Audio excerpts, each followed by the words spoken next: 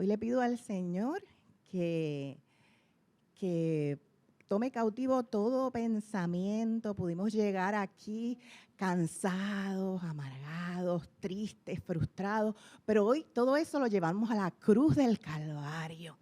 Y somos tierra fértil para recibir la palabra que Dios tiene para nosotros hoy. Que nos podamos ver en la palabra, que podamos ver a Cristo obrando en su palabra y en nuestro corazón. Bueno, pues hoy les voy a hablar de Proverbios 31, del 10 al 31. Es una palabra que regularmente se predica para el Día de las Madres o en el grupo de mujeres. Pero el Señor me puso una perspectiva nueva sobre esto y hoy quiero que veamos a esta mujer virtuosa de una manera diferente. Y vamos a buscar hablar un poquito del contexto histórico del libro de Proverbios. ¿Quién escribió el libro de Proverbios? Si vamos el primer capítulo de Proverbios, sabemos que Proverbios fue escrito por Salomón, el hijo de David, y habla en Proverbios 31 cuál es el propósito, que es adquirir sabiduría y disciplina para el conocimiento. Este libro está lleno de proverbios, parábolas, poesías, que son como pegajosas, fáciles de entender, sencillas, para que podamos aprenderlas, repetirlas y repetirlas. Empieza hablándole al niño, le habla al joven, le habla al hombre y termina con el capítulo 31 hablando a la mujer virtuosa. En la costumbre judía, este acróstico, este poema a la mujer ejemplar, se leía repetidamente por el hombre y se repetía como una alabanza, un poema para exaltar las virtudes de una mujer. No es una imposición ni una lista de requisitos, sino una hermosa descripción de las cualidades admirables. Y ha sido descrita la mujer virtuosa como la personificación de la sabiduría. Y hoy vamos a ver en Proverbios, vamos a ver unos versículos sobre esto. Pero en la mística judía, esa mujer se refiere a la mujer judía, al pueblo judío. Porque si no fuera por ella, lo que ella hizo cuando el pueblo estaba en Egipto, que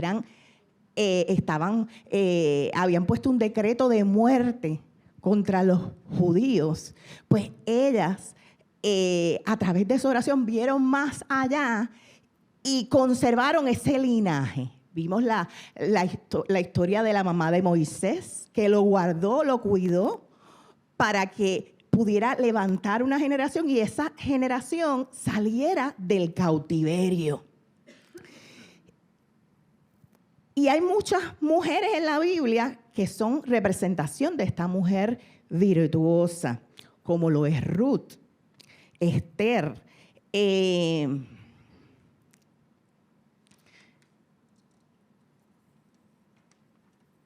y esa mujer virtuosa de Proverbios 31:10, hoy quiero que la veamos con una perspectiva diferente. Cuando habla de virtuosas, la palabra virtuosa en el acróstico, son las primeras letras. Un acróstico es pues, un mensaje que tiene una primera letra, una palabra, y tiene un mensaje. En hebreo, pues está con el alfabeto hebreo, y cada una de esas palabras son referencia a un ejército, habla de poder, habla de fuerza, habla de capacidad. Entonces, cuando vemos y hablamos de la mujer virtuosa, por ahí pueden predicar como una mujer empoderada. Pero hoy quiero que la veamos no como la mujer virtuosa, sino la iglesia que Cristo pagó el precio y compró, y Dios le está alabando, le está está diciendo cómo es a través de lo que Él hizo. Así que quiero que los hombres se vean aquí en Proverbios. Cuando diga mujer virtuosa, tú digas, pues yo también estoy ahí. No solo son las mujeres. La Biblia cuando habla de la mujer, habla de la novia, habla de la esposa. Y esto lo podemos ver también en este libro. Por eso podemos hoy identificar a esa mujer virtuosa como la iglesia virtuosa, donde Dios está celebrando esas fortalezas, la valentía y las capacidades que Él puso en la iglesia. Y la primera que vamos a hablar de que su valor es único. Y podemos comparar a esa mujer como la compara con las piedras preciosas, y en Job habla sobre la sabiduría. Les mencioné que también dicen que esta mujer virtuosa es la personificación de la sabiduría, y en Job dice, pero ¿dónde se hallará la sabiduría? Ahí vemos como la Biblia, ¿dónde hallaremos a esa mujer valiosa? ¿Dónde hallaremos la sabiduría? ¿Dónde habita la inteligencia? Nadie sabe lo que ella vale, pues no se encuentra en este mundo. Ni el oro ni el cristal se comparan con ella, ni se cambia por áureas joyas. ¿Para qué mencionar el coral y el jaspe? La sabiduría vale más que los rubíes. Aquí está hablando que la sabiduría es valiosa y lo compara también con las piedras preciosas. Y dijo a los mortales, teme al Señor. Eso es sabiduría. Apartarse del mal, eso es discernimiento. Que estamos hablando de que el temor al Señor es el principio de la sabiduría. Eso lo dice también en Proverbios 1:7. Y habla en Proverbios 8:11 que la sabiduría vale más que las piedras preciosas. Y ni lo más deseable se le compara. Pero a esta iglesia virtuosa, aquí en Proverbios 31:10, dice que su valor sobrepasa el de las piedras preciosas. ¿Y con qué tú mides el valor? ¿Con qué lo mides? Para determinar la altura o la longitud, utilizamos una cinta métrica. Para ver la cantidad de un líquido, utilizamos quizás una taza de medir. Para saber cuánto pesamos, utilizamos una balanza. Pero para saber cuál es el valor del ser humano, ¿cómo lo sabemos?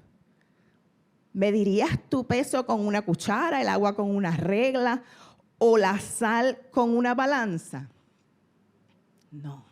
Tenemos que buscar de dónde viene nuestro valor. El valor se conoce cuando se mide adecuadamente, usando el sistema correcto. Tu valor solamente puede ser determinado cuando lo mides con el gran potencial que Dios ha puesto. Nuestro valor lo determina Dios. Dice que Él pagó el precio por nuestras vidas. Dice que el Padre, en Juan 3:16, envió al Hijo, que no, sabiendo que era Dios, lo mandó a morir por amor a su pueblo. Porque de tal manera amó Dios al mundo que envió a su Hijo, para que todo aquel que en Él crea no se pierda, mas tenga vida eterna.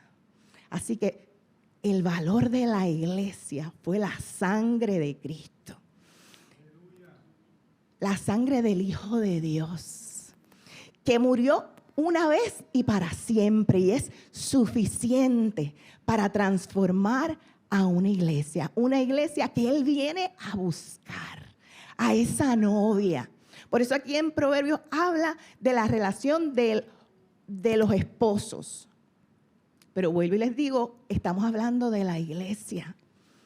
Dios es el esposo y nosotros estamos, Dios está esperando que seamos transformados y que llevemos a vivir a la capacidad que Él dice en su palabra que tenemos.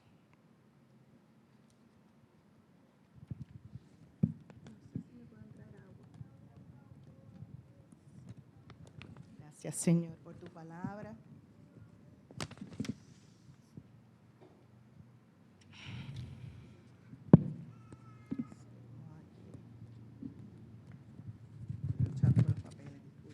Okay. Y el segundo punto que vemos aquí en Proverbios 31 es que tu vida tiene impacto por el valor que Dios dio, el precio que Dios pagó, tu identidad, tu vida tiene impacto, influye a otros. En Proverbios 31, el 11 y 12 dice, su esposo confía plenamente en ella y no le falta ganancias. Ella es fuente de bien y no de mal todos los días de su vida. La confianza es la base de todas las relaciones. Hace unos meses empezamos en los grupos Hogar a hablar de las relaciones. Y hablamos de la relación, primera que es la relación del Padre con el Hijo y el Espíritu Santo, que Él vino a crear al hombre y a la mujer, vino a crear al hombre a su imagen y semejanza para relacionarse con Él. Y aquí Dios está diciendo, aquí el esposo está diciendo que confía plenamente en ella, en la iglesia, en nosotros. Nosotros somos la iglesia. Y quiero que se identifiquen, pueden ser mujeres solteras, hombres solteros, casados, jóvenes, porque el precio de la sangre fue para todos. Fue para todos. A veces se nos hace difícil confiar. En el mundo siempre estamos viendo desconfianza. No, porque juzgamos, vemos los defectos, lo que le falta. Y a veces nos proyectamos esas carencias que tenemos nosotros mismos. Pero sabemos que el que vino a transformar nuestra vida, nuestro carácter, el que pagó el precio fue Cristo en la cruz del Calvario. Y Él viene a transformar nuestra vida a través de renovar nuestro pensamiento, como lo dice en Romanos 12:2. Tenemos la capacidad para cambiar, para ser transformadas en esa iglesia que Dios viene a buscar. Una iglesia sin mancha y sin arruga. Una iglesia que Él puede confiar porque nosotros podemos confiar en Él. Porque Él ya lo hizo todo en la cruz del Calvario. Y como podemos confiar en Dios, Dios puede confiar en que la iglesia, que cada uno de nosotros vamos a vivir como Él quiere que nosotros vivamos, conociéndolo a través de su palabra, viviendo a través, obedeciendo sus mandamientos. Dice que es fuente de bien. A veces es fácil ser bueno con los que nos hacen bien, pero cuando una persona no es muy amable, a veces se nos hace difícil. Pero Dios quiere que nosotros seamos fuente de bien porque Él es nuestra fuente.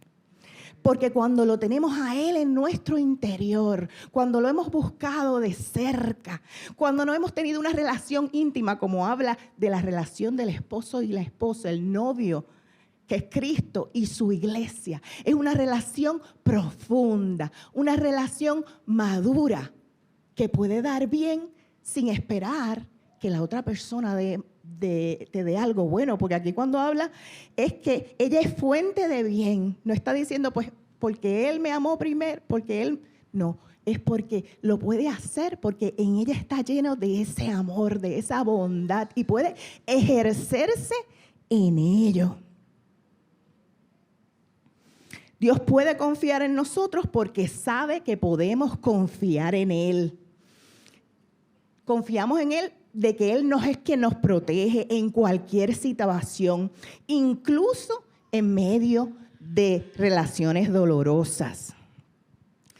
En Proverbios 26 dice: muchos se dicen ser amigos fieles, pero ¿quién podrá encontrar uno realmente digno de confianza?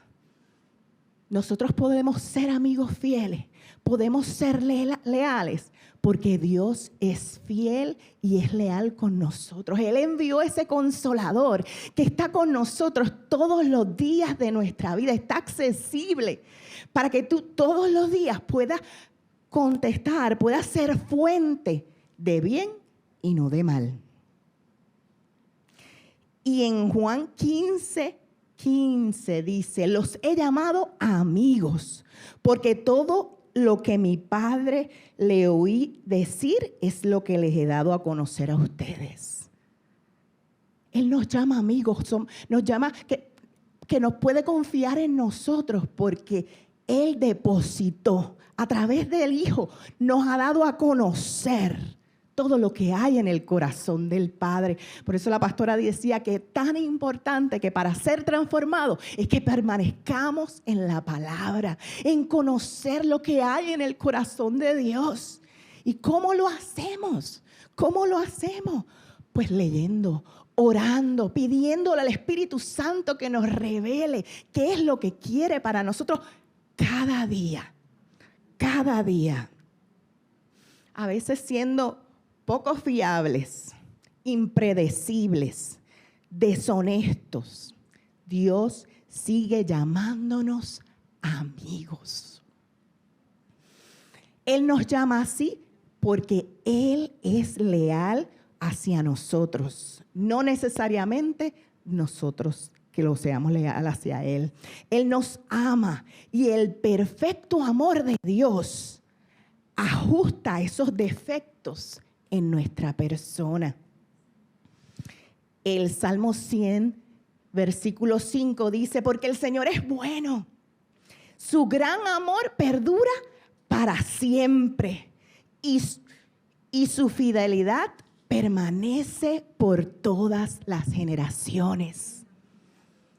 Él es fiel con nosotros cuando lo buscamos, Él confía en nosotros, pero esa fidelidad se extiende para las generaciones, para nuestros hijos, nuestra familia. La gente que tenemos contacto pueden ver la luz de Cristo en nosotros. Amén. El próximo punto es que somos de influencia. Proverbios, este es un poquito más largo, del 13 al 27. Dice: anda en busca de lana y de lino. Gustosa trabaja con sus manos. Es como un barco mercante que trae de lejos su alimento. Se levanta de madrugada y da de comer a su familia. Asigna tareas a sus criadas. Calcula el valor de un campo y lo compra. Con sus ganancias planta su viñedo. Decidida, se ciñe la cintura, pues sus brazos están fuertes para el trabajo. Es una iglesia que trabaja, que busca, que es intencional. Se complace en la prosperidad de sus negocios. Sabe lo que está pasando, está atenta. No se aísla, no dice: no me interesa lo que está pasando, sino que se preocupa por lo que está pasando en su familia, en sus hijos, en su comunidad, en Puerto Rico. Dice: no se apaga su lámpara en la noche. Dice que se levanta de madrugada, pero tampoco su lámpara se apaga de noche. Ella dedica ese tiempo para buscar del Señor, sea de mañana o sea antes de acostarse. Con sus manos sostiene el telar y con sus dedos maneja el hilo. Tiende la mano al pobre y con ella sostiene al necesitado. Si nieva, no tiene que preocuparse. Sigo aquí. De su familia, pues todos están bien abrigados. Prepara las mantas para su cama, se viste de lana y tela de lino fino. Su esposo es respetado en las puertas de la ciudad, ocupa un puesto entre las autoridades del lugar, confecciona ropa de lino y la vende, provee cinturones a los comerciantes, y el 27 dice, está atenta a la marcha de su hogar. El pan que come no es el fruto del ocio.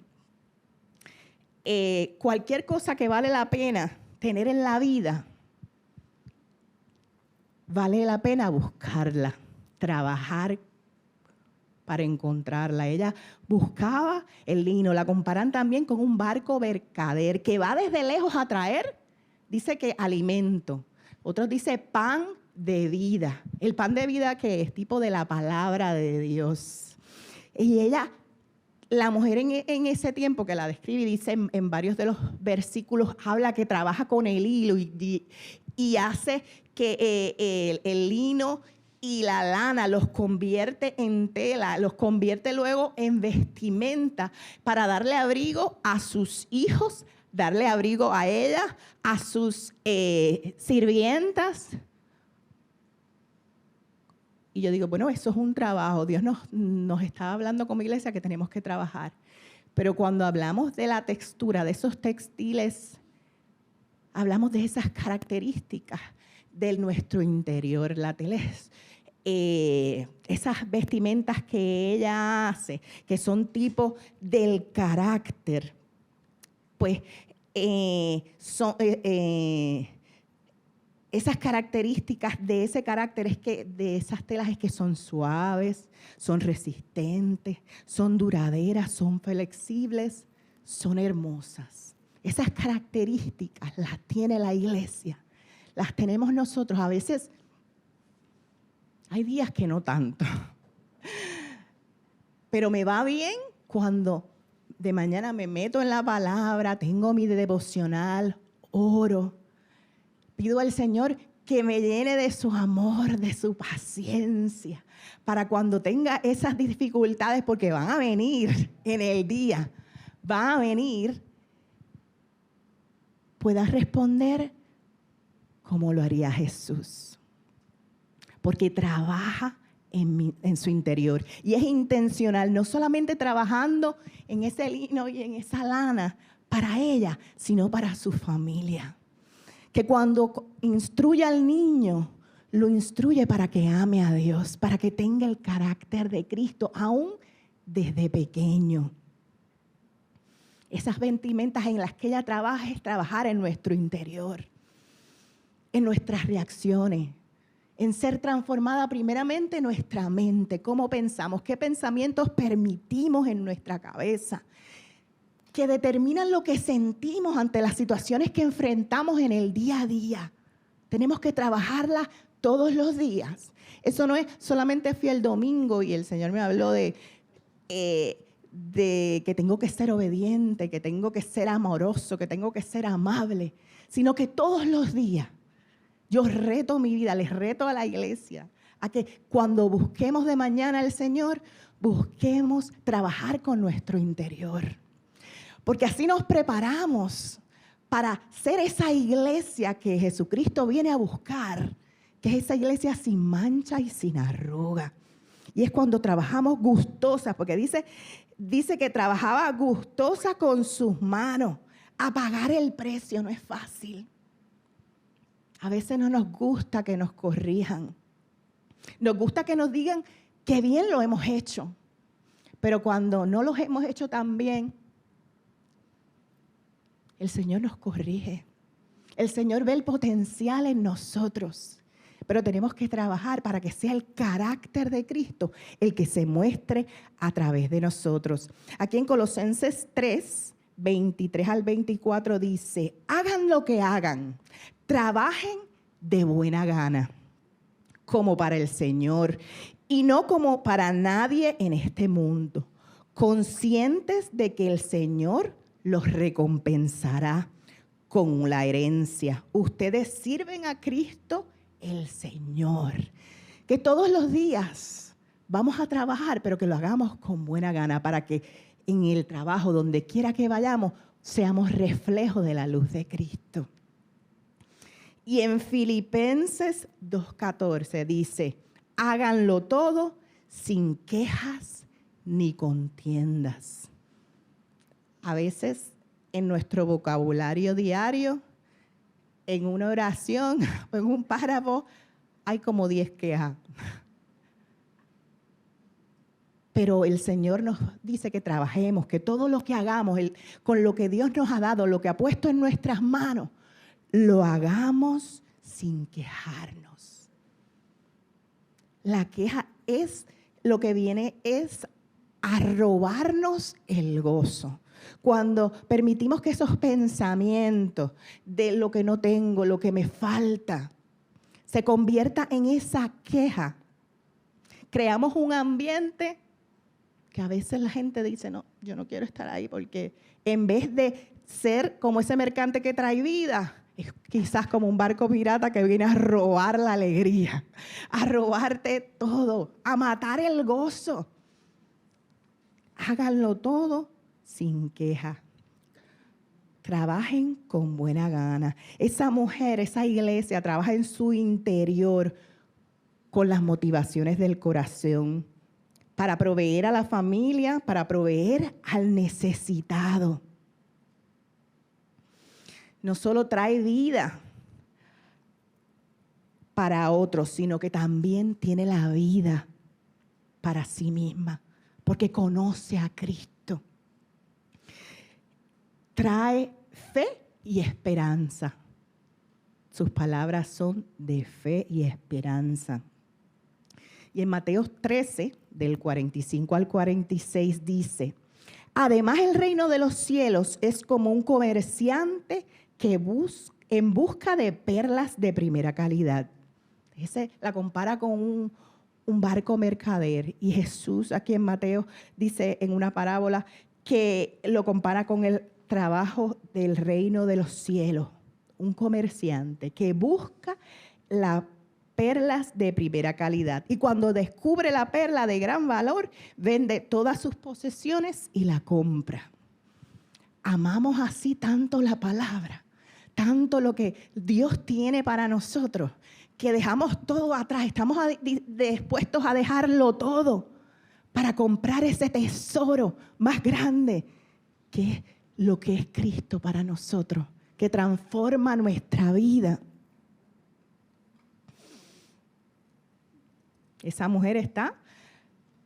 iglesia está dispuesta a trabajar duro, a pagar el precio, a ir lejos. Jesús enseñaba, en aquel tiempo decía que caminabas 1 milla, pero Jesús les enseñó que caminaran 1 segunda, 2 más. Tenemos que caminar la milla extra, que no nos cansemos, que seamos diligentes en buscar a Dios, en buscar que el carácter de Cristo se forme en nosotros. Ve la necesidad y la suple. Y está atenta a lo que pasa. El próximo punto de la iglesia virtuosa dice en el versículo 25 que se viste o está vestida o se reviste de fuerza y dignidad. Afronta segura el porvenir, y en otras versiones dice que se ríe sin temor al futuro. Dios no está en el negocio de remendar vestiduras. Él pagó el precio para darnos unas vestiduras nuevas. El domingo pasado hablaban de la historia del hijo pródigo en la alabanza, que cuando vino, el padre corrió y lo primero que hizo fue que lo vistió. Dios quiere que lo primero que hagamos sea vestirnos. Las vestiduras son del tipo del carácter de Cristo. Y conllevan una decisión. Cuando dice que se reviste, es que a veces no se puso las ropas. A veces no buscamos la presencia de Dios, pero todos los días es una oportunidad para revestirnos. ¿Y de qué nos revestimos? ¿De qué nos revestimos?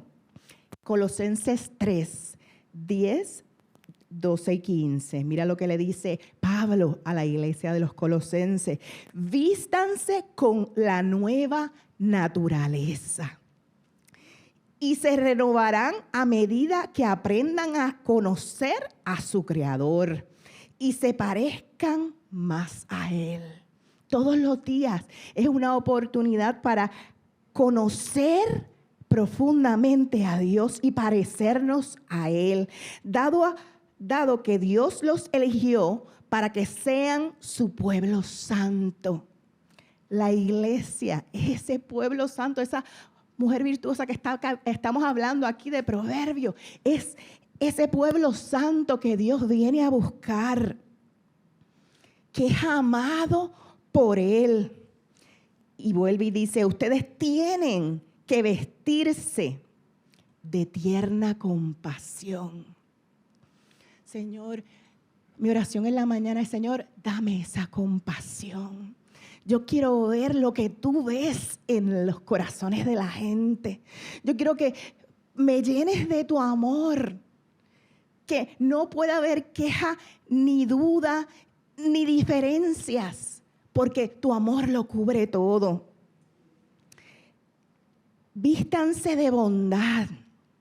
Y bondad es una acción.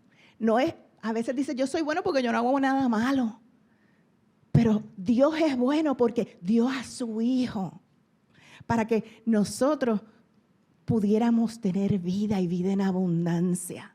Tenemos que andar en actos de bondad, vestirnos de bondad, de humildad, de gentileza.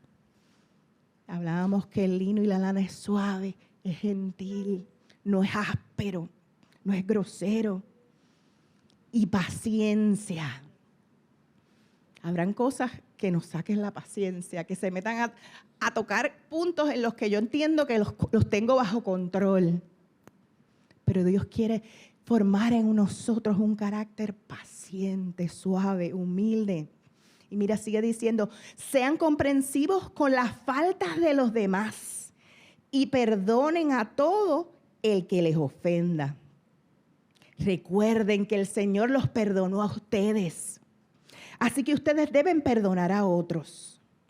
Sobre todo, vístanse de amor. Si salimos vestidos de amor, se nos hace ver a Cristo en la gente, ver las oportunidades y no ver los defectos. Pero ¿qué significa eso de revestirse de fuerza? No habla solo de fortaleza física, sino una fortaleza interior, emocional y espiritual. Que han pasado lucha, pero no vive quebrantado. ¿Y qué significa la dignidad? Revestirse de dignidad es revestirse y reflejar el valor, el honor, el autorrespeto, el saber quién soy yo porque Cristo vive en mí. Que mi identidad viene de Cristo, de mi Padre. No de lo que dice el que dice al lado que me señala, sino qué dice Dios de mí. No se deja arrastrar por esas opiniones de los otros, porque sabe quién es. ¿Y qué quiere decir eso de que se ríe sin temor del futuro? Que no vive en ansiedad, aún en medio del dolor, aún en medio de la enfermedad. Podemos reírnos del futuro. Y esto para mí un testimonio vivo es nuestra pastora, que aún en medio del proceso que está viviendo, ella escucha lo que dicen los médicos y dice, y me río. A veces el evangelio es locura, pero así es como opera el Señor. Cuando hemos estado sumergidos en su presencia, lo conocemos, tenemos una relación de pacto, que sabemos que Él no nos deja, que Él está con nosotros todos los días de nuestra vida Podemos reírnos del futuro porque sabemos que Dios se encarga. No porque el futuro sea fácil, sino porque mi esperanza está cimentada en Dios. Mira lo que dice Hebreos 13:5. Porque Dios ha dicho, me puedo reír del futuro porque Dios ha dicho y su palabra es la verdad. Es certera. Dice, nunca los dejaré, jamás los abandonaré. Así que podemos decir con toda confianza, el Señor es quien me ayuda. No tengo miedo. ¿Qué me puede hacer un simple mortal? Nuestra confianza está basada en lo que Él hizo por nosotros, en sus promesas, en que su palabra es verdad, que nos liberta. Ya estamos terminando. Las 5. Es el Proverbios 31:26. Dice, tu boca tiene poder, dice. Cuando habla, lo hace con sabiduría. Cuando instruye, lo hace con amor. Tu voz tiene poder. Tus palabras pueden construir o destruir. Esto es una invitación a usar nuestras palabras para construir, para sanar, para afirmar. Que cambiemos nuestro vocabulario de queja, de comparaciones y busquemos ese tesoro escondido. Veamos ese tesoro que hay en el corazón de la gente, de nuestros hijos, de nuestro esposo, de nuestros compañeros de trabajo. Y veamos el potencial que ya Dios puso ahí, lo que Dios sembró. Esas capacidades que está aquí alabándola, está alabando esa mujer, está alabando esa iglesia, porque Él le puso esas capacidades, le dio fuerza, poder, confianza, esperanza, le dio un trabajo que hacer. Y nuestro trabajo es obedecer su palabra.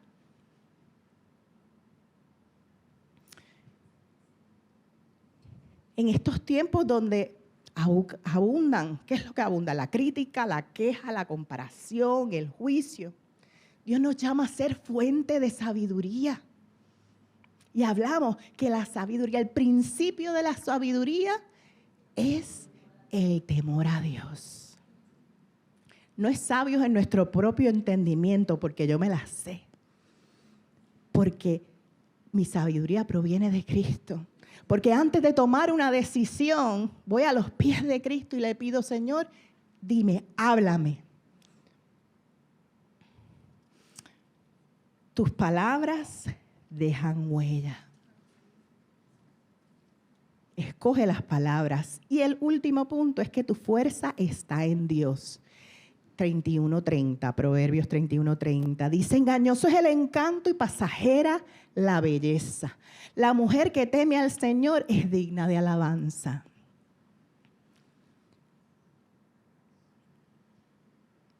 La belleza no es exterior, no es capota y pintura. Viene del interior.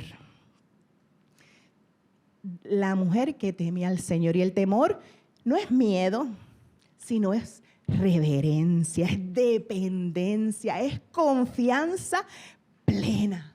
Es una relación de intimidad. Y cuando hablamos de relación de intimidad, hablamos de una madurez. Cuando venimos a Cristo y lo aceptamos como nuestro Señor y Salvador, Él quiere transformarnos, pero es un proceso de madurez espiritual. Por eso puede haber una iglesia que cuando es joven, cuando empieza, pues haya dudas, haya quejas, el carácter no está formado. Pero Dios está llamándonos, nos está exhortando a que trabajemos con el carácter para que su luz brille en nosotros, que no nos cansemos, que seamos diligentes buscando la palabra, buscando conocer de Dios, buscando transformar como somos, dejando la vieja criatura, el viejo Adán, las vestimentas de Adán, del pecado, y poniéndolos día a día las vestiduras de Cristo. ¿Qué Cristo haría en mi lugar ante cualquier situación? No necesitamos ser perfectos, solo estar conectados a Dios cada día.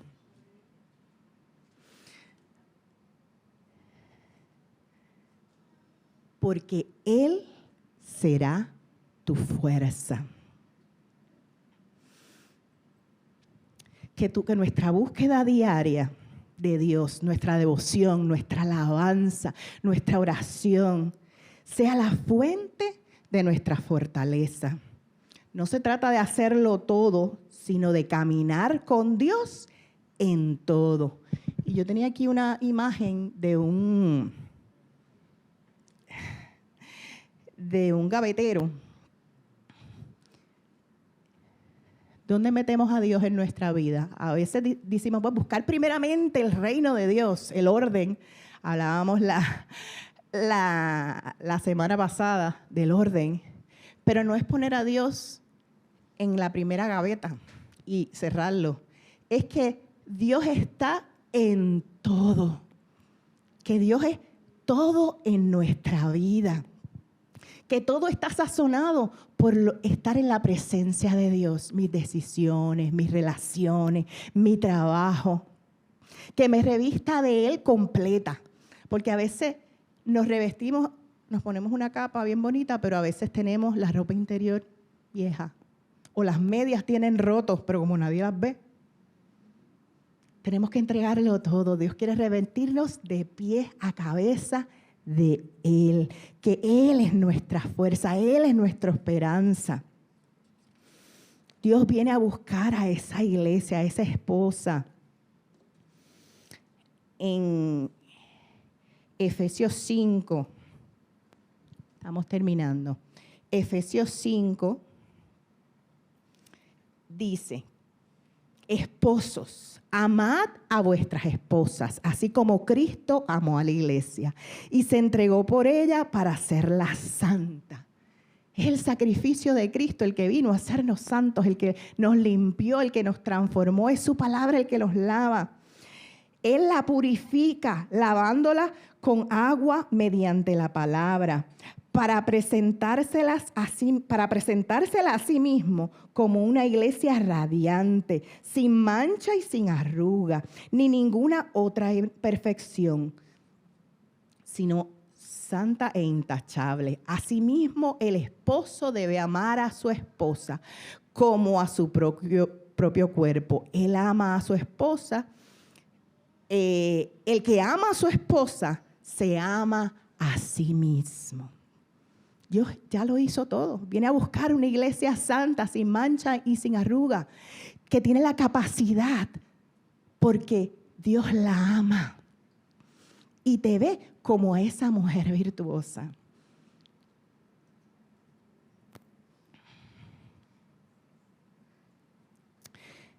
Él vino a transformar a la iglesia, vino a transformar nuestra vida, nos viene a transformar desde nuestro interior.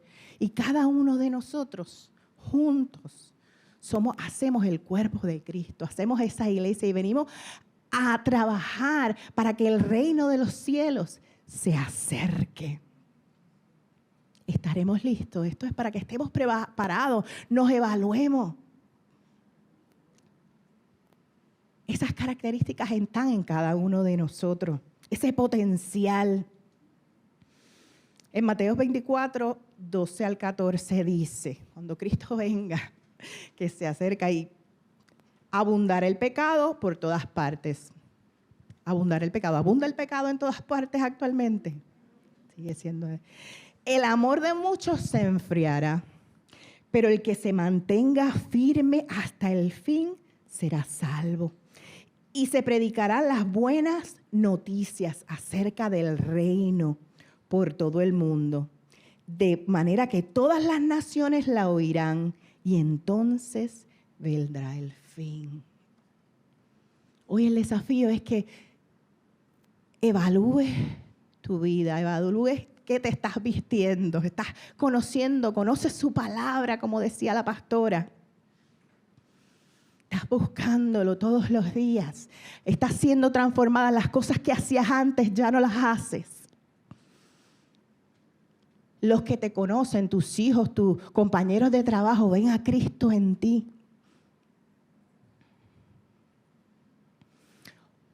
Hoy es un desafío.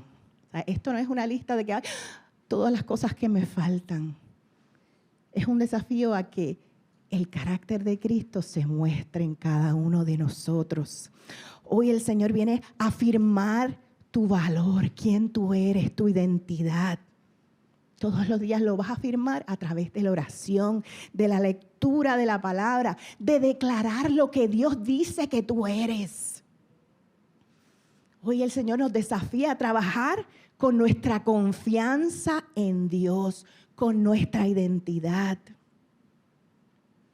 Nos reta a ser intencionales, que todo lo que hagamos, lo hagamos para el Señor. Que trabajemos con nuestro carácter. Que usemos nuestras palabras para edificar a otro. Y edificarnos a veces nosotros mismos. A veces nos tenemos que ministrar, decirle, alma mía, alaba al Señor. Pídele a Dios que te vista con fuerza y dignidad cada mañana, cada mañana.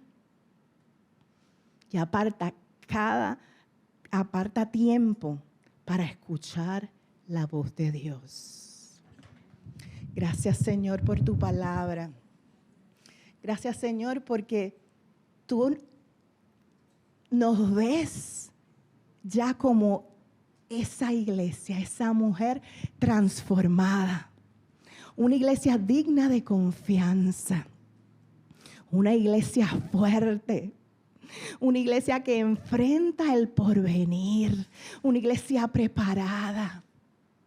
Hoy te pido, Señor, que tú hoy has hablado a nuestro corazón. Hay cosas, Señor, en nosotros que entendemos que todavía no hemos entregado.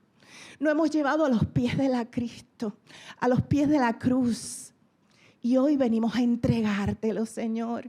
Queremos estar preparados, Señor, para ser esa iglesia sin mancha y sin arruga.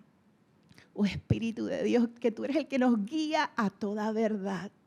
Tú conoces las intenciones de nuestro corazón.